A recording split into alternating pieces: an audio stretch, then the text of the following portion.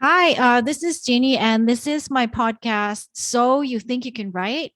So tonight I have a very special guest, Vic Ferrari. So he is a retired New York City Police Department and detective, and he told me that you were in the police department for 20 years, and so he's he's been living in New York for many years, but he moved to Florida. And I think it's best if he introduces himself. And so, Mr. Vic, can you tell me more about yourself? Sure. First, I'd like to thank you, Jeannie, for having me on your show. I appreciate it. My name is Vic Ferrari. I'm a retired NYPD detective. I'm a Bronx kid. I was born and raised in New York City. I always wanted to become a police officer and a detective. I worked in various units in the NYPD. I purchased drugs in the narcotics division. I worked plainclothes, arresting pickpockets and people doing robberies in progress.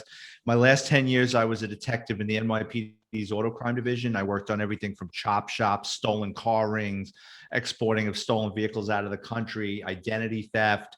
You ever saw the movie Heat? We would target crews and sometimes we get involved in homicides. Well, we didn't commit them, but we try to solve them. And after my 20-year run with the New York City Police Department, I retired, moved down to Florida, and I got into writing. I've written 4 books themed with funny stories about the New York City Police Department. I'm kind of a one-man band. I've done everything pretty much myself. I learned the process of writing, editing, marketing, you name it, podcast interviews. So, ask away. And Oh, yeah. So, how about the book cover, though? Did you do the book covers? They're pretty. it's funny. So people do judge a book by their cover. They say you can't judge a book, but most people do. When I was going through the process of writing and I had my first manuscript written and I was like, okay, what am I going to do for a book cover? And everything I read said you should really invest the money on getting a good book cover. And I found this great company, and we'll talk about them later on, but it's called ebooklaunch.com. And what they do is you send them the title of your book, you send them a description about your book, a snippet of the book, and you tell them what you want. And they're great. They'll send you a mock-up, and you could say, yeah, that works for me. No, that doesn't work for me. They'll make changes. So for argument's sake, with my new book, NYPD Law and Disorder, I sent them an email about everything what I wanted. And I said, what I'd like is I'd like a police car, an NYPD police car involved in some form of an accident with damage to the hood. Maybe it struck a fire hydrant.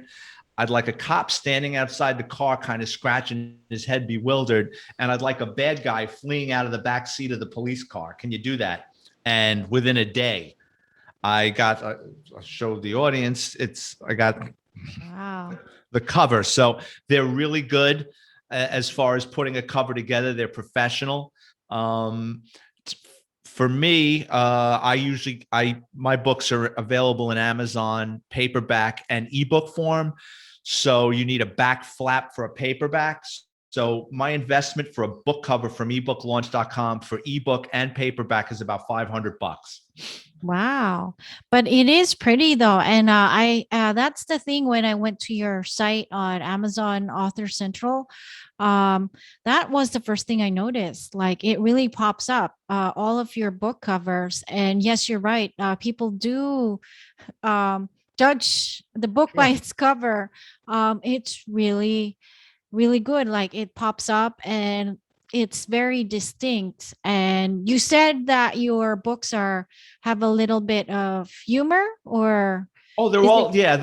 I mean, they're true NYPD stories, but I try to show the irony in a lot of things with my stories. They're all comedies, but it's real events that happened along my journey in the 20 years of the New York City Police Department. I changed the names, the dates, the locations, the ranks. When I was writing a book about my former career, the 2 things I wanted to make sure I didn't do was I didn't want to get anybody in trouble or divorced.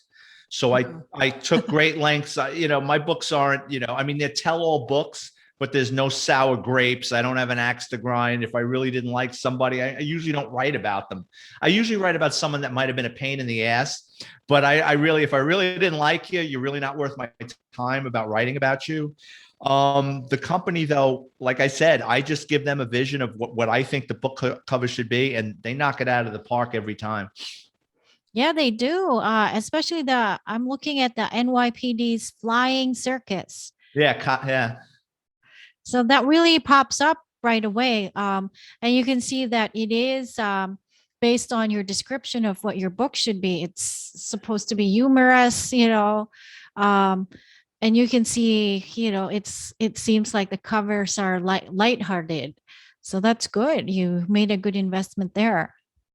Well, I mean, what do you usually see with cops that write books? It's usually dark stuff. And there are some dark things in my books. I mean, I experienced plenty of dark things, but I prefer to write about the comical things that happen, people's problems, cops getting themselves in trouble, what criminals, their mindset and some of the things they say and things you would never think that goes on behind the scenes in the New York City Police Department. And I wanted the book covers to reflect that. And I mean, you do get what you pay for. I've seen people that they'll write a book and they'll skimp on the cover and it comes back to bite them in the ass. Yeah, it really does. That's true. So I have a question. What made you shift from, so you retired first and then you decided to write, or did you always, when you were working as a police officer, were you always thinking about like, oh, I'm going to be writing, this has to be like, I'm going to be a writer, or did it come afterwards, like when you retired? Well, when I retired, I spent the first summer after I retired down on the Jersey Shore trying to figure out what I was going to do with the next chapter of my life. And I said, I could write a book. It was never my motivation through my police career to write a book, especially about my police career, because again, I didn't want to get anybody divorced or in trouble. And I said, I could write a book. I could. So what I did, I'm not talented enough to write in chronological order. I can't do it. What I do is I'm on the phone with one of my friends or somebody will say something and it'll remind me of something funny that happened in my career. And I'll go, I can use that. And I travel everywhere with a pad and paper. I've got one in my car. I got one by a night table. I got one in the living room. And if I think of an idea or a funny expression, I write it down and then I grow it and I grow it into a story. And then when I have enough stories that are one themed, that's a chapter. So I guess I'm sorry, I've given you this long rounded explanation, but I started writing my NYPD books probably about 2017. And I was so nervous about putting out a police book because I was really worried about what my friends would think, what former retired NYPD guys with the police, what the law enforcement community would think about somebody writing a tell-all book. But the response, I couldn't believe it. Like everybody's, oh, this is great. You paint us in a good light and it's lighthearted. So, but then all of a sudden everybody's a critic. You should have written about this guy. You should have written about this. You should have written about, because now everybody's coming to me with their stories about, remember we worked with that guy that used to do this and that. So it's kind of, now I've got too many people giving me too many ideas. So that's probably your next book. You have a lot of material for sure. Yes. Yeah, so far four NYPD themed books. So yeah, there's never, and I still have plenty more stories. Are you thinking about writing maybe a fiction, something like totally fictional, based on like just a fictional character? Have you thought about that? I have. I kind of changed. Right now, I'm in the middle of writing a book about growing up in the Bronx in the late 70s, early 80s. And I went to Catholic high school. It wasn't my choice, but my parents just like, no, you're a clown. And if you go to public school, you're going to be a bigger clown. You're going to Catholic school. Like, but we don't even go to mass. So I'm writing a book right now about my experiences of growing up in the Bronx and going to Catholic high school, and just the world was different back then. I mean, there weren't computer games, and I mean, we were boys. I mean, from sun up till sundown, we were out of the house getting in all sorts of trouble. And thank God, because if I grew up in this world, I probably would never become a police officer. I'd have a criminal record. Wasn't a bad kid, but I was definitely rambunctious. Yeah, that's funny. Yeah. That's good though. Yeah, I grew up in the time where the internet was already there, but it wasn't like as much of a part of one's life like now. Like the toddlers right now, they know how to use cell phones already, and like so I'm glad that I have the best of both worlds, like maybe 50% like we were playing outside and 50% like computer games and stuff like that. So I did have the best of both worlds, and I can't imagine like time before computers though, but but it is Well, great. we entertained ourselves. I mean, right now I'm writing a book, and it's funny, like on garbage night, we were like we are like the Lost Boys. Like, we love garbage night. Like, we go out a pack of boys, and whatever we could pull out of the garbage, fluorescent light bulbs were lightsabers Uh-huh. that we were hitting each other with fluorescent bulbs. I mean, if you saw kids doing that now, you'd like, stop, you're going to get cancer. I mean, we're hitting each other with fluorescent lights. Uh-huh. When I was a boy, you were going from the shift of vinyl records were, no longer available. And now the cassette tapes were coming, and then the compact discs, and then the DVDs. So we used to find albums in the garbage. People were throwing out their records, and we used to call it the Frisbee of death. And we'd be running around with records, throwing them at each other. I mean, breaking them off each other's backs. And it was like the greatest weapon in the world to have a record. We'd find boxes of records, and we'd have like a war whipping these things at each other. Where you saw that now, you're like, what is wrong with those kids? But back then it was just whatever we could get our hands on to make work, we did. You might regret like destroying those records because they're actually more expensive now. I know. Yeah. Yes, I do regret destroying those records. Because I heard like sometimes they can sell like if Mhm. it's really rare, they can go up to hundreds. Like regular ones, $30 or more. That's kind of expensive per piece considering. Oh yeah, probably the Elvis's greatest hits that I broke off my brother's head probably is worth $2,000. I know. Yeah. But it is nice though, because I think the children that were born like before this huge internet thing blew up, they had imaginations and they read books. And now it's more like it's mostly social media now, but there's still like people reading books, and there's still a huge market for it because I don't think books will ever go away. I think you're right. Yeah. So speaking about books, so you mentioned something about you were marketing your books. So after you wrote them and you hired an editor, right? Is that, and then after that who did the marketing? Did you do it yourself or did you have help? Yeah. So when I wrote my first manuscript, I'm like, okay, great. I know it's got to be edited. Who do I go to? So you start going online, you start searching, and you come across all these companies that basically say, we're going to do everything for you. It's $5,000, it's $10,000. We're going to give you a ghostwriter. We're going to give you an editor. We're going to market it. We're going to put it on Amazon for you. And I'm like, you know, being a former New York City detective, I'm always skeptical about something that sounds too good to be true. So I start researching some of these companies, and you see the reviews like, don't give them your money. Yeah, you'll have a book. It's not going to be the one you want. They hold the rights to it. The editing was shoddy. So I'm like, okay, I'm going to have to figure this out myself. So what I did was, my first book, my friend had a childhood friend who just happened to be an editor.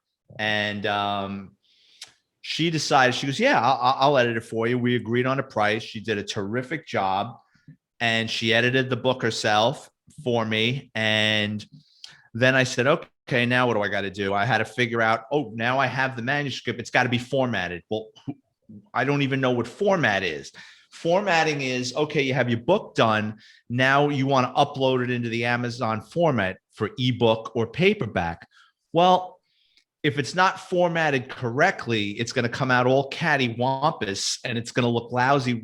It's going to be a terrible experience for the reader because the fonts, it's not going to line up. So you're going to have to spend money for that. And that's that company ebook launch again for like, it's under $200. I think it's $178. I get ebook and paperback formatted. So I kick them my file after it's been edited. They format it in a file that's specific for Amazon, and it goes seamless into the Amazon file, and then it's ready for sale. Editing, that's another thing you shouldn't skimp with. Any writer, you should really, and as good as you are, I mean, I know there's a lot of grammar Nazis out there that say, oh, no, I catch every mistake. You don't. I mean, I go through my manuscript 10 times before I send it to an editor, and I have software, I have Grammarly. I run it through that. There's still a million mistakes. So what you need is a good copy edit. Copy edit will look for consistencies in your sentence. If you're using a term too many times, if you're using a catchphrase too many times, they'll bring it to your attention. So I'll send my manuscript for a copy edit. It'll come back a couple of weeks later, and it's almost like being in school again. You get your manuscript back, and it's got red track changes all throughout it. Do you want to make this change? It's almost like when a teacher would circle things with that red grease pen, like when you hand in a paper and they correct it for you.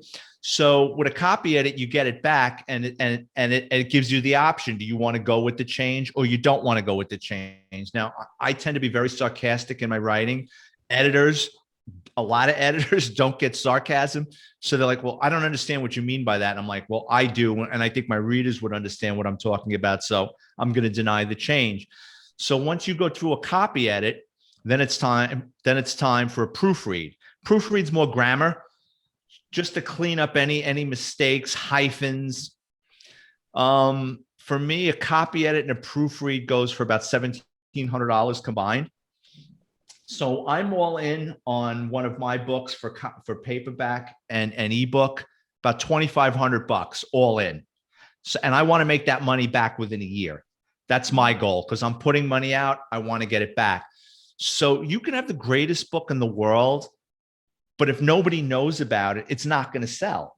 Mm-hmm. So how do you do that? You do podcast interviews, you do radio interviews. The internet on Facebook is a great thing. Now, you got to be careful if you're going to pay for ads, and all these, Twitter has ads, Facebook has ads, Pinterest has ads, I think Instagram has ads. And what they do is they put your book cover with a snippet in front of potential readers, but it's expensive. So what you got to figure out is, like on Facebook, what I'll do is there's 1,000,001 groups on Facebook for readers. There's 50 Kindle Unlimited Facebook pages, public groups. There's book lovers groups on Facebook. You join, and then what you do is you drop the link of your book in there, because that's what it is. It's people that read books that want to see things potentially that they might want to read. So what I'll do is I'll drop my link in there with a quote from my book that I think that'll catch somebody's attention. Like, would you believe that a cop would steal a horse and carriage and go for a wild ride through Central Park? Well, it happened. And then I'll put that phrase with the link to my book, The NYPD's Flying Circus: Cops, Crime, and Chaos. And I'll drop my Amazon link. So someone will see that in the Facebook page and go, this looks interesting. They'll click it. It'll take them to my Amazon page. All right, $12. Kindle Unlimited, it's free if I'm paying $10 a month to read as much Kindle as I want, or $2.99 if I don't have Kindle Unlimited. So I advertise a lot with Facebook, and it's free, where you take the link, your Amazon link to your book, and you drop it in groups of people that want to read. Yeah, I think that's a very good tip. That's correct. Do you also do Amazon ads, like and yes. Okay. Do you use the sponsored ads, the SEO ads and stuff like that? Yeah, what I do, and you got to play with that all the time. It's kind of like a moving target. So, all right. So, for argument's sake, I wrote a book, Grand Theft Auto, the NYPD's auto crime division. So, it's not the book Grand Theft. I mean, it's not the video game Grand Theft Auto, but it's a book. So, I just so one of the words, the SEO words I put was just Grand Theft Auto, and I'm getting so many clicks on it, and I'm getting charged on it. But guess what? No one's buying the book. Why? Because it's gamers looking to buy Grand Theft Auto, and I'm like, oh crap, I can't have that. Like I'm getting hit with 25 cents a click for Grand Theft Auto. So you kind of got to find, you got to find. So I put auto theft, car people, car enthusiasts, crime, true crime, the SEO words that people will click on to get your book in front of them. Yeah, I think that that is smart, and actually, it is a learning curve as well. So I'm actually part of a marketing school. You know, they teach um, SEO marketing through Amazon. So mainly, it's mostly Amazon marketing that I'm doing, and I'm part of that school. It's an ad school. Oh, So yeah. cool. Yeah, it's a really great community as well. Yeah, I can put the link below. So because it's a really good resource.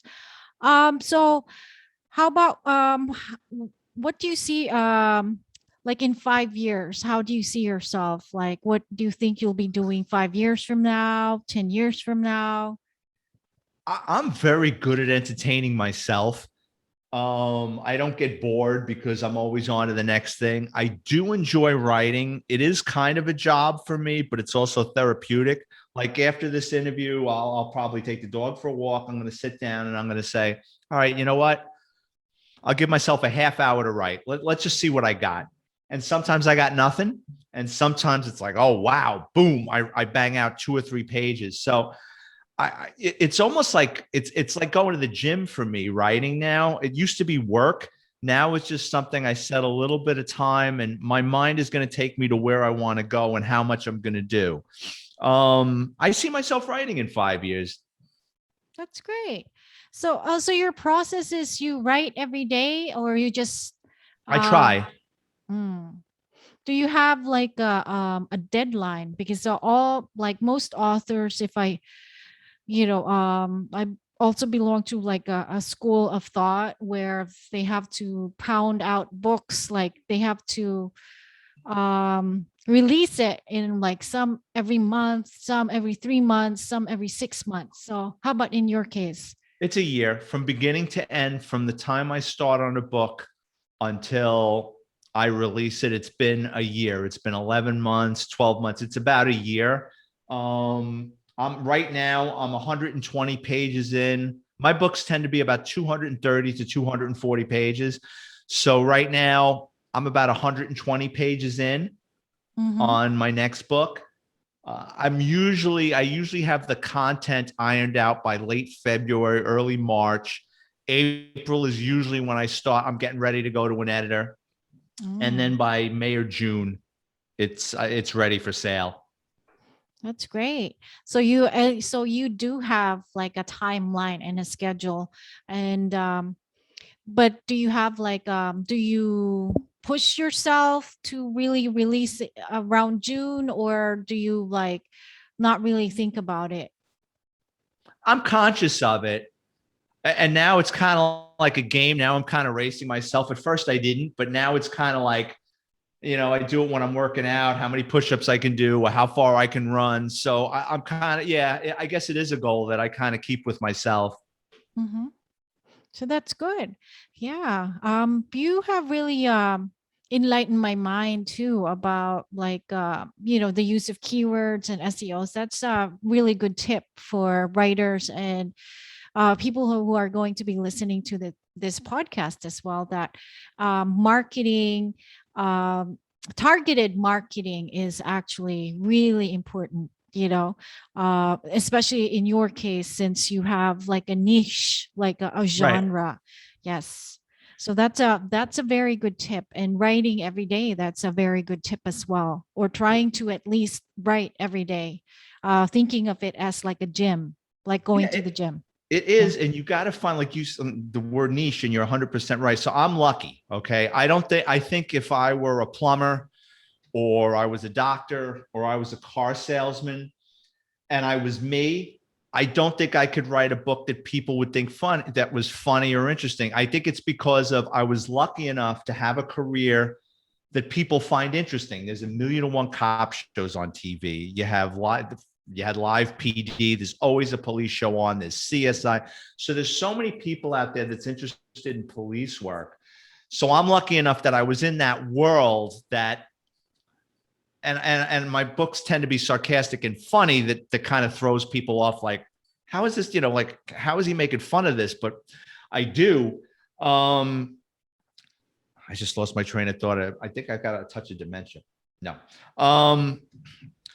One of the ways, so you've got to find your audience. So whoever you are and whatever you're writing about, you got to figure out, okay, I've written this book. Who's going to buy it? And you got to figure out who your audience is. And you got to kind of put it in front of them. So, okay, I worked in law enforcement. So when the television show Live PD was on, I'd wait till Friday and Saturday nights when it was on, right? And what I noticed is on Twitter on Friday and Saturday night, Live PD was blowing up. Live PD Nation, Live PD Family, there was like a million hashtags that would light up Friday and Saturday night. So what would I do? I would, throughout the week, I would write funny little catchphrases with the link to my book. And then what I would do is, while Live PD was on, I would start tweeting and putting with the Live PD hashtag with the link to my book. And the next thing you know, I start getting followers. And then weeks into it, it's like, hey, Vic, I really liked your book. I'm going to follow you on Twitter. So you've got to find whatever you're writing about, you got to find where your audience hangs out, and you kind of got to put it in front of them. So I luck out with law enforcement. I go on a lot of law enforcement forums. I belong on Facebook to a ton of law enforcement retirement groups, pro police things. And, you can't annoy them. You can't drop your link every day, but you strategically place it, especially around the holidays. I'll go hot and heavy with it. But Twitter is an excellent thing. So if you got to find your audience and where they are and put it right in front of them. That's good. That's really good. So, you're talking about social media now then. So how important is social media presence and use of social media in book marketing? So if you Hand could, in hand. yeah. Hand in hand, because think of the old days. I mean, think of before the internet and you wrote a book. If you didn't have a publisher, no one was going to know about it, right? There wasn't the internet to buy it. So how are you going to get it into Barnes and Noble, right? The internet drives books. There's no way around it. I mean, I haven't figured it out. And I mean, I do ridiculous things too. Now, this is going to sound bizarre, but it works. What I do is I pick cities and states with large populations. And what I do is I go on Craigslist. Mm-hmm. And I'll do a Craigslist ad for my book. Now, you can't put your link on there. Craigslist will zap it. But I'll put, okay, so for Grand Theft Auto, what I did was I targeted cities with a lot of auto theft. And then what I did was, so say for argument's sake, New York City, I'd target the Bronx. I'd find a zip code for the Bronx that's big on auto theft. And I put in the Craigslist, I did a Craigslist ad for books for sale by owner. And I've got the cover of my book, photos of my book. And I put, do you ever wonder who stole your car? True stories from the NYPD's auto crime division, now available on Amazon. And I can't drop the link, but I can put now available on Amazon. And I have my books on Craigslist. I'm not going to sell it to you on Craigslist, but people see it and go, who the hell is this guy? Why is this here? And then sometimes I'll get emails from people. Well, I don't get it. Is your book for sale on Craigslist? Or, no. Thank you so much and you be nice. Thank you so much for your interest. My book is available $12 or $2.99 ebook download. But like you go on Craigslist and punch in my book. I'm in every major U.S. city. Yeah, that's actually the first tip that I've heard about Craigslist. Yeah, that's great. That's good. So you really, I think that's your advantage because you're in law enforcement. So you know psychology and human behavior and A little bit, motivations. a little bit, yeah. Have you ever thought about like podcasting as well? Just talking about, just doing this and like talking about your, you know, law enforcement days. I'm going to. It's so funny you should say that. Like I'm in the middle of doing something else right now that I'm just finishing up something right now. I'm also a painter. Um, I'm gonna have a podcast. I'm gonna call it NYPD Through the Looking Glass. I'll name it after one of my books. So, and I'll use the artwork from my book for the podcast link. So no more money out of my pocket. And I'm lucky enough, all my friends are cops. So I've got no shortage of cops with just as interesting stories as me. I've got district attorneys that I worked with hand in hand that prosecuted really interesting homicide cases and bizarre cases. So again, it's me falling into something. It's just the career I chose. Nothing that I did intelligent, but I have at my fingertips, I have all these contacts that'll come on the show and talk about, their law enforcement experience. And I could promote my books at the same time. That's good. Yeah, actually, I'm very interested in signing up for your podcast. Thank you. Do email me once your I podcast will. is up. I'll listen to it for sure because I'm already interested now.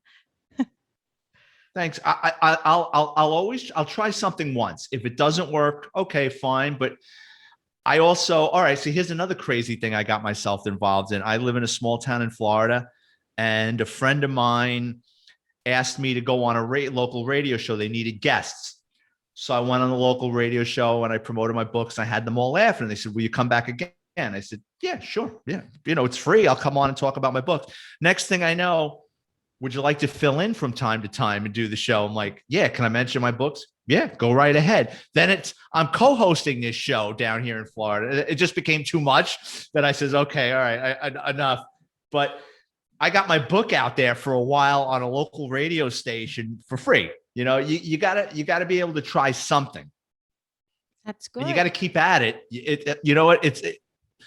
When you write a book, it's like CPR all the time. You're constantly pumping life into your books. You do. You don't want them just to be forgotten. You know what I mean? In the vast world of internet, because guess what? There's people writing books coming right up and back at you.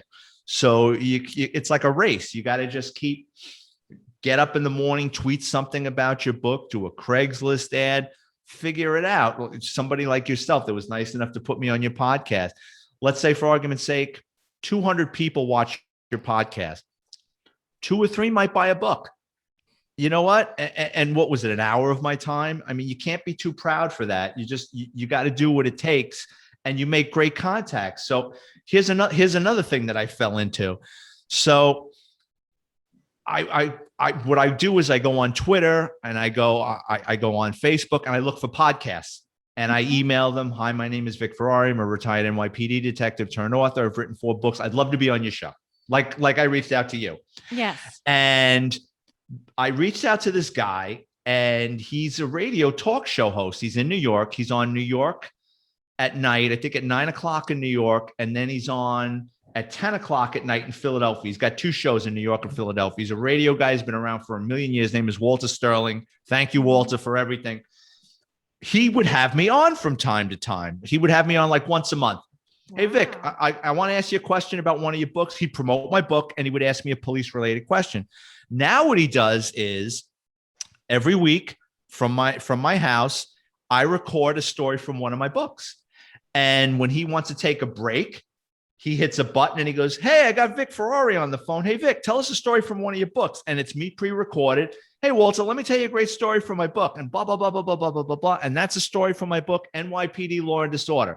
So I got a gig with this guy now in New York and Philadelphia, and he plays my commercial in New York and in Philadelphia when he wants to take a break. So I cut a 2-minute commercial about a funny story from one of my books every week. I email it to him, and when he wants to take a break, he says, hey, I got Vic Ferrari on the phone. And so I start getting phone calls from my friends in New York. Are you on this radio show that sounds like you? And I'm like, Yeah, that's me. So you gotta push, you gotta find people that are gonna put you out there. And if they find you interesting, they're gonna keep you around. Oh, that's great. That's a very good tip. That is a very good tip. I really appreciate it. Yeah. So so when listeners listen to this podcast, I'm also on YouTube, by the way. Where can they find your books? And I'll provide the link below on the show notes below. Where can they find you? Do you have a website? And if you have like a public email or something?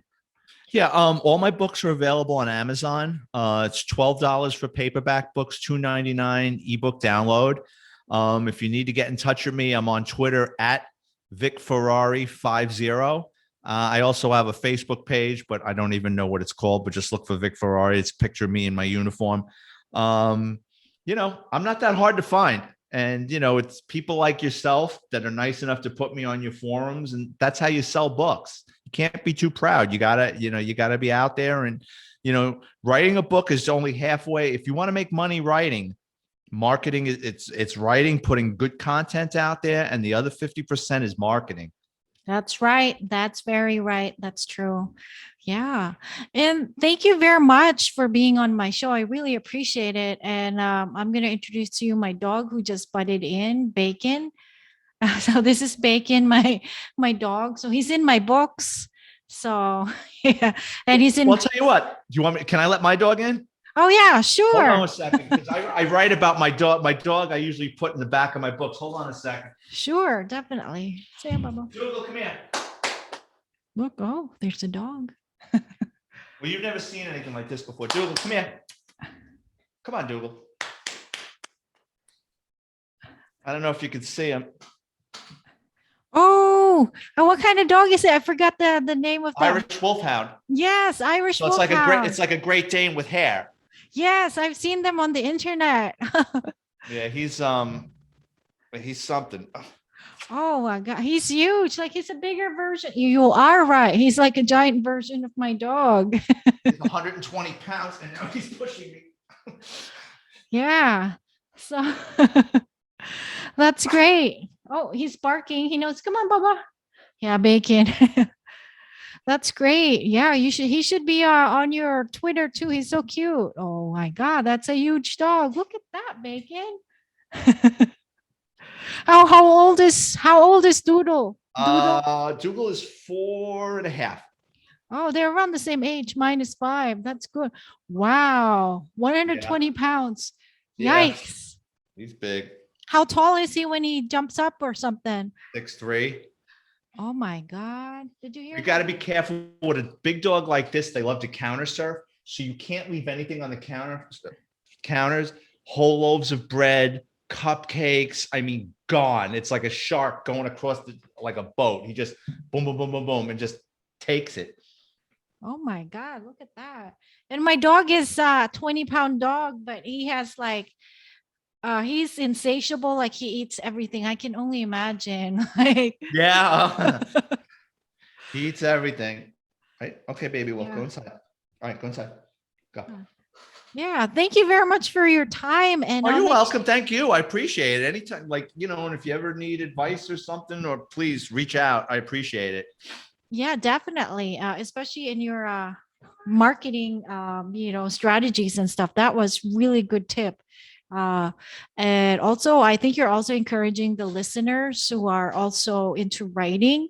You're encouraging them by saying, like, just don't give up, like, just continue and, find whatever opportunity you can, make the opportunity. Yes. And the best advice I can give to a new writer is don't, and if you're struggling, you're getting writer's block and you're at a wall, go on to do something else. Don't just write another story. Don't try not to write in chronological order. You could piece it together later. If you got a block about at the beginning, if you're trying to write the beginning and it's killing you, write about the ending. You're going to get there one way or the other. So that's what I do. If I have a story, there's a couple of stories that I've had that have gone through 3 books that I still haven't been able to make it funny or entertaining enough or tied it together. So I leave it out and I work on it. And one day it'll wind up in one of my books. Yeah, that's good. Yeah, that's actually a good tip, and I'm using that right now because I was in the middle of making another book, and I just had writer's block, and I realized, like, you know what, I have to go back to the book that I've been thinking about finishing and writing, and then I'm more like in the flow now with this new book than the one that I was working with. So you're right, just keep on going. Yeah, That's a just move good on to tip. something. Yeah, write about another chapter in the book, or you know in your mind where the story's going to go, right? So, if you're at the beginning, you're sitting there and you're going, shit, I can't get him to do this, or I can't get her to do that. Okay, well, at some point what's going to happen to these people, right? So, or if it's fiction or biography, you know the story, only you know. So write about something else along the journey. You'll get there. That's great. Because That's a you'll just get very frustrated. You'll just get frustrated. Yeah, thank you very much. I really appreciate your time and I appreciate your tips and stuff. I'm already learning a lot, and I will make sure that I will put like all the links to your site, and I'll give you the link to this. Please, yeah, and I'll put it on my Twitter and Facebook and everything else. Thank you very much. And if you have a website too, you can send it to me and I'll put it on my show notes. Okay, yeah, just my Amazon author page is fine. If you could do that, I'd appreciate it. Okay. And thank you very much. And thank you for watching. And if you're on the podcast, thank you for listening. Thank you. So thank you very much for watching the podcast. So this is another episode of So You Think You Can So You Think You Can Write. And I'm also a published author. Do check out my books, www.homeofgenie.com. I'll provide the link below. And if you're watching this on YouTube, please subscribe, like, and subscribe. And if you're listening to this on Spreaker and other podcasts, please also subscribe to us. So this has been my co-host Bacon, and thank you very much.